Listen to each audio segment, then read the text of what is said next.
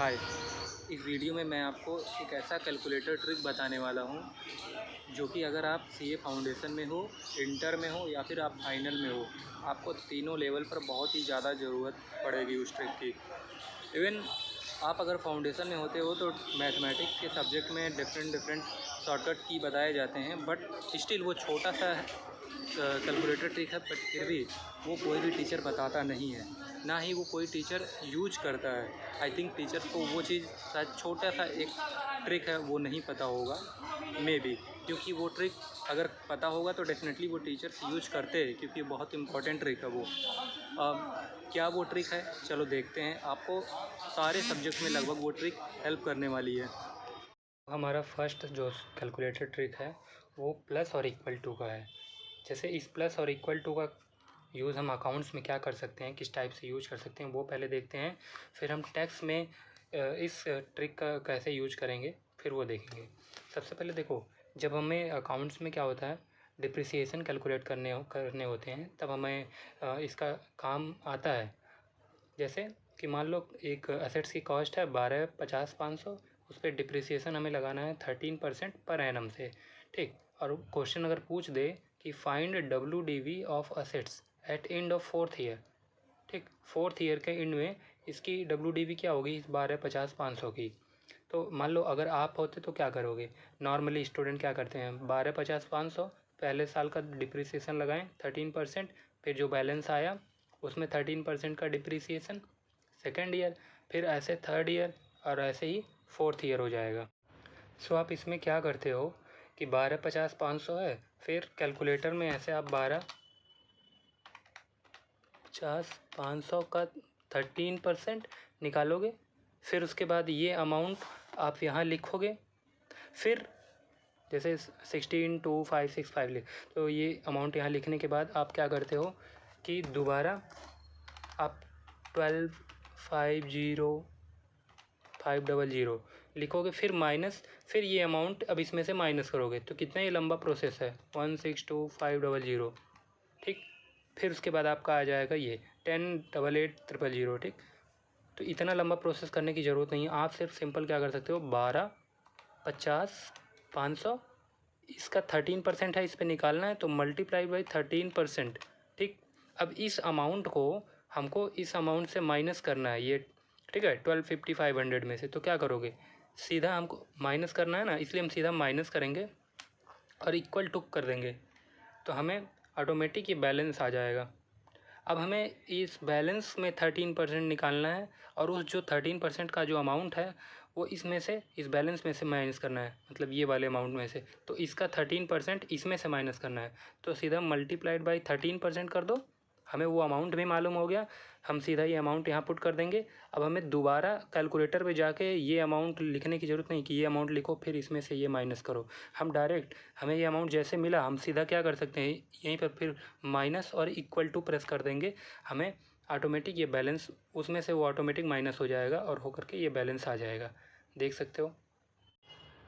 सो अब देखो मैं कैसे करता हूँ, ये मैंने जस्ट समझाया कि आप कैसे करते हो, और हमें कैसे करना है हम देखें। अब देखो, जैसे ये 12,50,500 है। अब हमें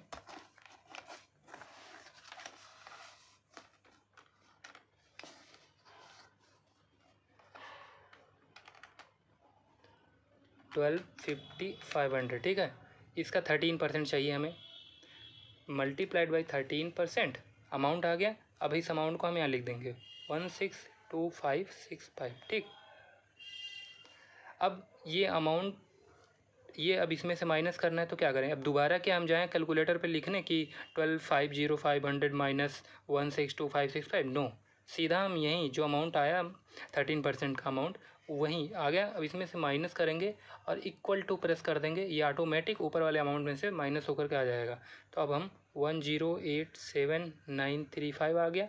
अब इसमें 13% मान लो डिप्रिसिएशन लगाना है फिर से अगेन, तो फिर हम क्या करेंगे, फिर दोबारा हम इसको टाइप करने की ज़रूरत नहीं है, ऑलरेडी टाइप्ड है।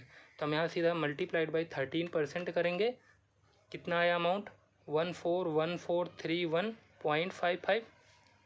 अब इस अमाउंट को इसमें से माइनस करना है, तो फिर सीधा हम क्या करेंगे, माइनस और इक्वल टू कर देंगे, तो हमारे पास आ जाएगा 946503 0.45। ठीक, ऐसे ही हम डिप्रिसिएशन थर्ड ईयर का भी फोर्थ ईयर का भी निकाल लेंगे। ठीक, ये रहा अकाउंट्स में कैसे हम यूज करेंगे ये प्लस इक्वल टू या माइनस। हमने यहाँ पे माइनस इक्वल टू का यूज किया है, जबकि हमने ऊपर बोला था प्लस इक्वल टू। रीजन कि हमें ये अमाउंट इसमें से माइनस करना था, इसलिए हमने माइनस इक्वल टू यूज किया। ठीक, अब प्लस इक्वल टू का यूज कैसे करेंगे वो भी देख लेते हैं। माइनस इक्वल टू का यूज हो गया। देखो टैक्सेशन में इसका यूज हम कैसे करते हैं। जैसे सपोज एक एग्जांपल है, मिस्टर एक्स, मान लो उनकी एज 45 साल है, टोटल उनकी इनकम 11 लाख की है। ठीक है, टैक्स लायबिलिटी निकालनी है नॉर्मल। ये आपका टैक्स लायबिलिटी निकालने का तरीका है।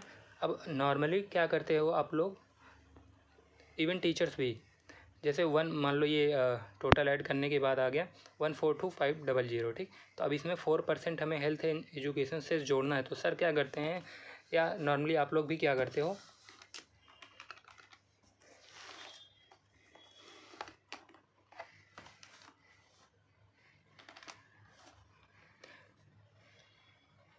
$142,500 आप क्या करोगे, सीधा प्लस करते हो 5% कर देते हो, तो ये अमाउंट आ जाता है। लेकिन आप एक बात बताओ, आप इसमें सीधा 4% करना है, 142,500 प्लस 4%। तो प्लस 4% करने से आपका ये वाला अमाउंट मिलेगा, ये वाला अमाउंट नहीं। अब एग्ज़ाम में आपको तो ये भी चाहिए और ये भी चाहिए, तो क्या बार बार एक बार आप प्लस 142,500 मल्टीप्लाइड बाई 4% करके ये निकालोगे, फिर कैलकुलेटर में जाओगे, ये वाला अमाउंट टाइप करोगे, फिर ये टाइप करोगे, फिर ये ऐड करोगे, ऐसा टाइम नहीं लग जाएगा। इसलिए आपको सिंपल इतना कुछ करने की ज़रूरत नहीं है। आप सीधा 142,500 लिखो, 142,500, इसमें मल्टीप्लाई 4%, इससे करने से हमें ये अमाउंट आ जाएगा हेल्थ एजुकेशन सेस का। 4% कितना आया, 5,700। अब इस अमाउंट को हमें इसमें जोड़ना है ना, तो हमें फिर से 1/4, अब इसमें प्लस करके हम क्या करते हैं, प्लस करते हैं कैलकुलेटर में, फिर लिखते हैं 142,500। करने की ज़रूरत नहीं है, कोई ज़रूरत नहीं है। सीधा आप क्या कर दो, प्लस कर दो और इक्वल टू प्रेस कर दो, बस प्लस और इक्वल टू, तो 148,200 ये आ गया अमाउंट। चाहो तो वेरीफाई भी कर लेते हैं। 142,500 का 4% 5,700। अब इसी 5,700 में हमको क्या ऐड करना है, 142,500। चलो प्लस 142,500, 148,200, सही है ना, 148,200। इसलिए तो ये रहा शॉर्टकट की। अगर आपको इम्पोर्टेंट लगे और लगे कि हाँ एग्ज़ाम में रियली ये हेल्पफुल हो सकता है आप लोगों के लिए, तो एक लाइक और एक सब्सक्राइब डेफिनेटली बनता है, ताकि मैं ऐसे ही और भी शॉर्टकट की अगर मुझे कुछ मिलता है तो और भी अच्छी अच्छी चीज़ें मैं ला कर दे सकूँ आपको। Thank you so much.